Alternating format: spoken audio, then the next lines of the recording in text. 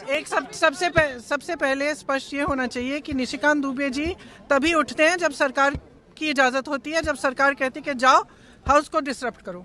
0 our ballot पे आता है, आप देखिए उनका हर रोज़ 0 आवर आ जाता है। हम मांगते मांगते बैठे रहते हैं, हमारा नहीं आता है। तो जब सरकार चाहती है कि कुछ डिसरप्शन करना है तो उनको उठाते हैं।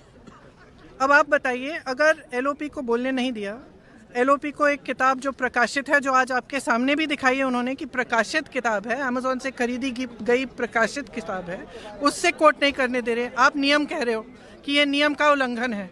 तो अब ये महाराज उठे हैं और ये 6 किताबें सामने दिखा रहे हैं, उनमें से कोट कर रहे हैं, आप कुछ नहीं कह रहे हैं। इनका माइक चला जा रहा है। और किस लिए कराया गया? ये सरकार स्पष्ट दिखाना चाहती है कि इस संसद में सिर्फ उनकी चलती है। ये तो स्पीकर साहब का भी निरादर है, ये संसद का निरादर है, ये लोकतंत्र का निरादर है, ये इस देश की जनता का निरादर है। ये संसद, मैंने सुबह भी कहा, लोकतंत्र का मंदिर है। इसमें पूरे देश की आस्था जुड़ी है। इस संसद से एक एक हमारा जो नागरिक है उसकी आस्था जुड़ी हुई है। और आस्था किस चीज़ में है? लोकतंत्र में है, अपनी अभिव्यक्ति में, कि हर नागरिक की अभिव्यक्ति यहाँ पे होनी चाहिए। अब जो लीडर ऑफ ऑपोजिशन है वो खुद एक व्यक्ति नहीं है, वो एक प्रतिनिधि है पूरे विपक्ष का।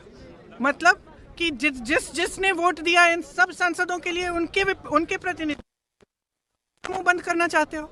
वो एक किताब से कोट कर रहे हैं, आप उस किताब से कोट नहीं करने दे रहे हैं। और कोई सरकार किसी को रोज रोज खड़ा कर देगी और वो तमाम फिजूल की बातें ऐसी, फिर वही नेहरू की बातें, फिर नेहरू।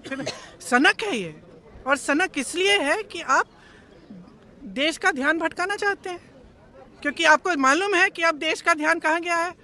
वो जो जनरल साहब हैं, उन्होंने जो कहा आपकी लीडरशिप के बारे में कि चीनी टैंक हमारे सरहद पे खड़े हुए हैं और यहाँ 2 घंटे लगा रहे हैं हमारे लीडर की क्या निर्णय लेना है।